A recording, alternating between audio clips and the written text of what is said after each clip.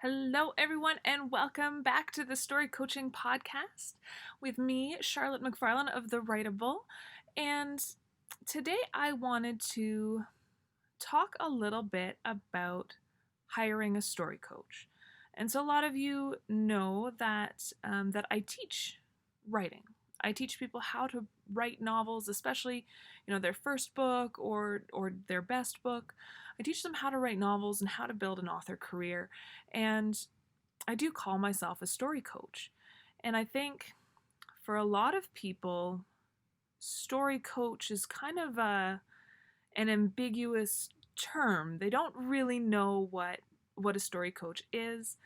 They don't really know, I think, what a story coach can do for them and for their writing career. And so I really wanted to take today to talk about story coaches, and also really at the core of that, to talk about building your career, to talk about what building an author career really looks like. I know we talked back in episode 2 or 3 about the author journey and what it really takes. But how can we do that better? How can we do that faster? So yeah, today we are going to talk about story coaches on the Story Coaching Podcast, and hopefully I can answer some of your questions. And the biggest one that you might have is, should I hire a story coach? And for some people, it's going to be the right thing to do, and for some people, it's maybe not the right time. But let me tell you what is available and what's out there. So I think when we think about building a writing career, building an author career, most writers, and myself included, way back when we imagine that writing career, we have a picture of what it looks like. And I imagine Stephen King's life looks like this, where it's a relaxed atmosphere, lots of creativity, lots of free time, cabin in the woods, very quiet, serene, and we just do what we want, and then the inspiration's gonna hit, and we sit down and we pen these beautiful pages of prose. We send them off to our editor, and then the book just goes off from there, and the royalty checks roll in. And isn't that a beautiful picture? and and I think what's maybe difficult there, maybe what we assume there, that I haven't really found to be true in my life. We can create whatever kind of atmosphere we want. We can buy the cabin on the lake if we want to, and we can live out there by ourselves without any distractions. I think what's tough is to believe that, or that we do believe that reaching this pinnacle of the author career means that our problems are going to go away. And it means that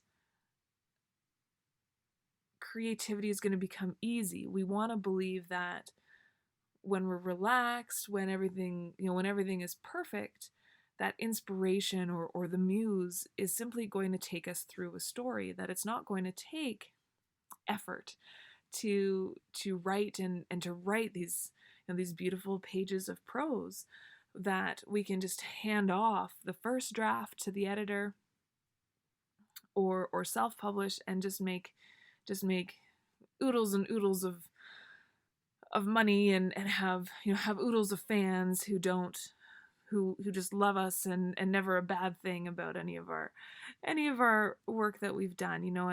And that is such a beautiful picture, and I wish it were true. and aspects of it certainly can be, and there's a lot of mindset stuff that can certainly get us there. But the truth is that writing really does take dedication. It's a big endeavor to take on. Every novel, every 80,000 word story that you plan to take on requires dedication. And it requires flexibility, especially in the beginning. you're going to have to learn to write in between all the other chaos of life. And I write in between the chaos of life now with two little kids at home. For years before I'd published anything, I worked a full-time plus job, and I wrote in the little spaces in between.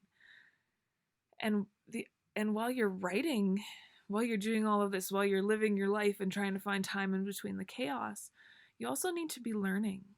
There's far more to the craft of writing than just inspiration, than just putting words on the page. You need to learn about things like showing and telling. You need to learn things about viewpoint, about active voice versus passive voice. You need to learn how you can, different ways to structure your sentences, and the different emotional impacts that are going to come from these stylistic choices that you make.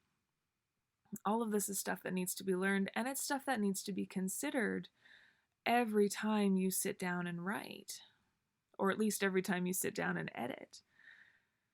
And the real truth is that building a successful novel, and I imagine even for the big names, building a successful novel takes far more work. It takes far more dedication than simply just having an inspiration and putting words on the page. And that's okay. I mean, that's what makes it worth doing, right? It wouldn't be fun if there wasn't challenge there. And so when someone new to writing comes to me, I think of the journey that they're about to take. And it usually looks, very much, the details can be different, but really what they're in for, what you're in for, is writing. We talked about this back in episode 2. Writers write, and the first step of the journey is to write, and that takes dedication. That takes time to figure out where you're going to fit writing into your day and how you're going to be able to put words on the page at all sometimes. And so the new author, they write, and then they learn, and then they revise, and they repeat that, and they write and they learn and they revise, and they write and they learn more, and they start to write better. And this is an ongoing cycle over and over and over again. And then at some point they're going to try publishing. And whether that's self-publishing or whether that's submitting to an agent, they're going to take some steps into publishing. And more often than not, that first draft is going to face rejection, or that first published story is going to face rejection. And that's okay, because now we're pushed to go out and learn more. So the new author tries publishing, they have a rejection, they go out, they learn more. They try again, more rejection, they go out, they learn more. And it is this repeated pattern of try, learn, repeat, continual growth. And even as a published professional writer, we're still in this pattern. We're still doing this. Growth is so important to keep everything, to keep you on your toes, to keep your ideas fresh, to keep the career fresh as well. And may surprise you, but I have a story coach, I have a writing mentor, and I actually just at the new year, jumped on with somebody new because I was ready to grow. I was ready to learn more and do better in my craft. And this type of pattern, this type of journey, this applies wherever you're at in your writing career. And we have the option when we're in this write, learn, repeat phase that we're in our entire lives. We have the option to go it alone or to get help. We are always working towards getting to the next level. At least we should be, as human beings, as writers, as whatever our goals are in life. Part of what makes it so satisfying and part of what makes it so exciting is just always working towards that next level, towards that next step of mastery, no matter what level we're at. We know that beginners have to learn, but what we sometimes forget about is that experts too are always learning, hopefully. Hopefully. But experts too, they need to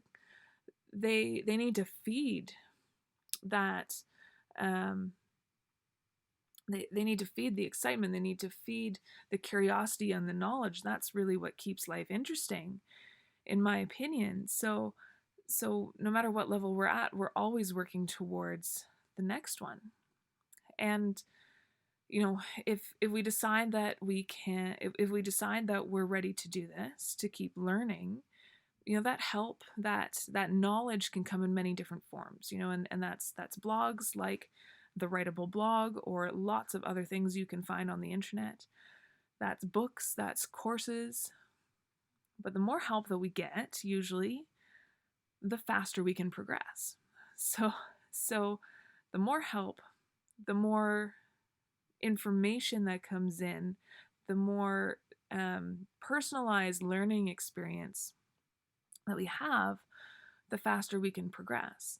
And so when we're talking about story coaching, when we're talking about that level of dedication, it's really, how fast do you want to learn? How much do you want to learn? And how fast do you want to build a career? And if you want to, if you want to go it alone, if you want to take your time, you are welcome to. Some people want that. And I am the type of person who used to be very independent and very much about wanting to figure it all out on my own. But you've also heard my story where I tried writing. I tried going it alone. I walked away from writing for 10, 15 years. And when I came back into it, took several years to put together a book that seemed good enough for someone else to lay eyes on. And I mean, like, took years before I wrote a book that I felt my husband could set eyes on, let alone anyone else. So there's that style of learning curve where it's decades, or there's the style of learning where it's, hey, I'm going to be dedicated, I'm going to be committed, and I want to do this. I want to do this fast. I want to do this in a year. I want to do this in 2 years. And that really depends on how much you're willing to learn and how much you're willing to invest in yourself and your own career. And when we think about it, there's no other career that we would pursue without help. So I think about when I did my veterinary degree. I became a veterinarian, and yes, I mean, you can't really be a veterinarian without all of the certificates. But when I decided to be a veterinarian, I went and I pursued the training, and it was 4 years of very intensive study of of anatomy and biology and pharmacology and physiology, and how all of the different moving pieces of the body fit together. That type of information, that type of knowledge would have taken me a lifetime or more to learn on my own, to discover through my own trial and error and piecing it together. I don't believe I would have ever learned as much as I learned in that 4-year set of time. I don't think there would have been a way for me to figure that out on my own, and that's the same with a carpenter doing an apprenticeship, or my husband has a music certificate. Yes, I mean, there's natural talent that some people have, but he wouldn't know as much as he does without having studied it intensively. So whatever real career, quote quote, we're going after, we know that we need training, we need help. Even if you're going to start like a job at Walmart. They don't just welcome you on your first day and plunk you down at a cash register at the front. Someone is with you, training you and going through the steps and making sure that you understand and making sure that you pick it up quickly. And we can say, that the arts are slightly different. That there are self-taught artists out there. There are people who've probably never taken never taken a course in their life, but that would be the exception, I think. If we think about wanting to learn art, we want to learn how to paint, we're going to take a painting class and learn different brush strokes. If we want to learn, music, like my husband, we could just buy a piano and just try things. But probably what we're going to do is we might buy some books, and we're probably going to hire a piano teacher to help us figure out where the notes are on the keys, and how to move our fingers, and to encourage us to keep practicing and to keep doing. And for some reason, I think writing is the one thing that we don't think about in that way. It seems that, because we have this innate storyteller inside of all of us, and because we learn the physical art of writing in school, a lot of us think that we're ready to go. But it's like, learning how to color in a coloring book and thinking that you can create the next Cézanne or the next Picasso painting. It's just a step above. There's just a bit of a learning curve that happens in between there. And to me, in my mind, and why I do this and why I love doing this, is a story coach can really help you learn so many things. So yes, I mean, there's the story structure, there's the actual craft of writing, prose techniques. They can show you how to use that active voice. They can show you different ways to structure your sentences for maximum impact. They can show you how to build a story that is more impactful, and how to connect all of your moving pieces through something like story structure. They can show you all of these things. They can show you all of these tangible physical things that are part of the writing craft. But the other thing, and I think the thing that you can't find in a book, is the mental game. We've talked before, writing, any type of creativity is really such a mental game.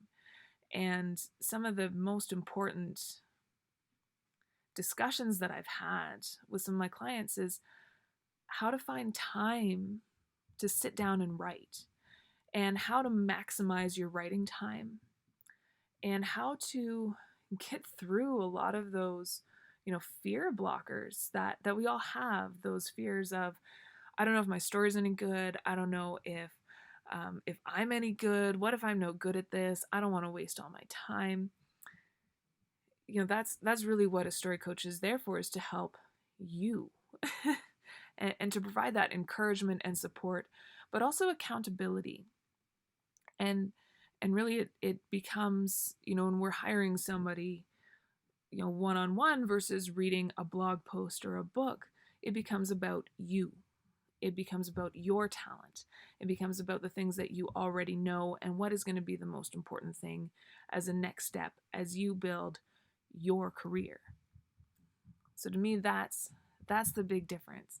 And when we have access to all of this knowledge, and again, especially that mental game stuff that so many people don't think about, and that trips up so many people, when we have that available to us, all of a sudden, growth just skyrockets. So that, to me, is really what story coaching is all about. And that's also what I'm trying to hit in this podcast, is give you guys as much of that as I can in a non-personal fashion. So we talk about, we talk about the physical stuff, but we talk a lot about the mental stuff. So at the end of the day, when we're building this writing career, when we are working on our first book and continuing on, the best way to build a successful career is building skill, and that's true in any career. And it's not just the tangible skills. In veterinary medicine, it was not just understanding the medicine, but it was also the mental skills. It was how you can show up. It was communication styles. It was all of these other things. So, but at the end of the day, it was all different skills. And you are always in charge of your own learning. You're in charge of what skills you're going to bring in. And you're going to decide what the pace is. You're going to decide what resources you want to consult. And you're going to decide if you're comfortable with trial and error and seeing what works, or a more directed learning, a more personal approach. And there are going to be times for both. There's going to be times when you do need to sit down and trial and error your way through something to figure out what works for you. But I do believe that there will come a time in every career for much more directed learning. And like I said, I mean, that's a point where I'm at now, where I want directed learning. I want to learn from the person who's at the level above. And so that I can keep growing and building myself, so that I can keep growing and building you guys as you listen to this podcast or read the blogs, or however we end up interacting, right? But I really just want to leave it at, this is up to you. That is what a story coach does. That is, in my mind, what my role is here for you. And again, whether that's through the free stuff or the free challenges, or some of the paid programs, or through a one-on-one relationship, that's available for you. And you get to be the one that decides how you approach your learning, how you build all of your different skills. And to help you out, because I always want to help you out as much as I can, and I understand that there are hundreds of story coaches out there. There are hundreds of people who can help you work through your story.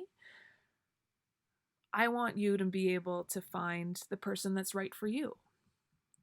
And so there's a free download, again, 10 questions to ask when hiring a story coach. How do you figure out who's going to be the right person? Who is going to support you as you go into the next level of your learning, the next level of your author career?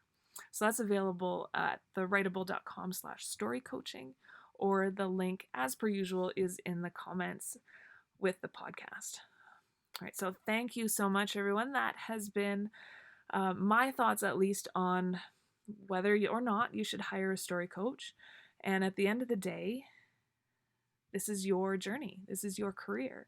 And you get to decide how you're going to show up for it. All right, thank you so much, and I will see you next week.